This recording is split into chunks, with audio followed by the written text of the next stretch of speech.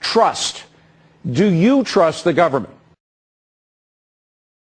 Spend the money for a system. It's a fail-safe system, absolutely fail-safe. It's a device system that's used all over the world, except in the United States, because we give them a free pass in the United States. What system is that, Mike? What system is that? The system is called the acoustic switch system. It's a relay system that blows out the bottom of the catastrophe. In other words, it stops the oil exactly from the source. Now here's what's interesting. If BP has to do business in Norway, they have to use the switch. When they do it in the U.S., they don't have to use it. It happened because of this. During the Bush deregulation years, you had the Mineral Management Service that told companies like BP that, gee whiz, we have a new policy. It's the closed-door Dick Cheney policy. That Dick Cheney program allowed the industry to bypass safe systems like the acoustic switch, and there was no need to spend $500,000 with a company. Trust. Do you trust the government? Meanwhile, more and more oil hitting the beaches, seeping into the fragile marshes.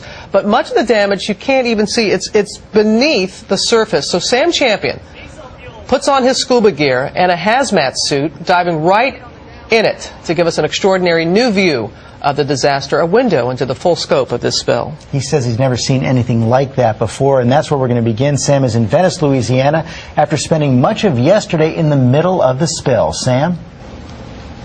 Good morning, George and Robin. Yeah, and as bad as the pictures have been for more than a month now, you really don't get the full scope by looking at the surface. There is a new perspective this morning when you dive right in. This, critics say, is what BP does not want you to see. Oil and chemical dispersant swirling together into a toxic soup. Oh my God. Forming large plumes under the surface of the water as deep as 25 feet, perhaps deeper. The entire water column is thick with this oil and chemical dispersant mix, and it's absolutely disgusting. I think this has got to be one of the most horrible things I've ever seen underwater. For nearly a month, we've seen pictures like these, showing the oil leak disaster from the air and along the surface of the Gulf's once crystal blue waters. But aside from video released by BP at the site of the leak, we haven't seen what it looks like deep below the Gulf and what's happening to this fragile and vital ecosystem. Until now. Good Morning America invited Philippe Cousteau, the chief ocean correspondent for Planet Green and the grandson of renowned oceanographer Jacques Cousteau, on an exclusive and risky hazmat dive directly into the oil. We headed 25 miles out from the Louisiana coastline and then more than 25 feet down. That is coming straight over us, headed straight for us. The consistency is unlike anything I've ever seen. We wanted to see if the dispersants are breaking down the oil or if the byproduct they're forming is causing more damage to sea life.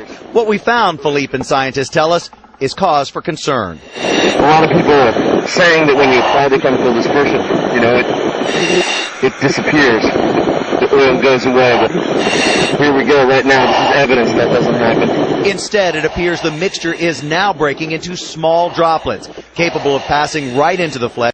Trust. Do you trust the government? You know, they're schemers. Schemers trying to control their little worlds. I'm not a schemer.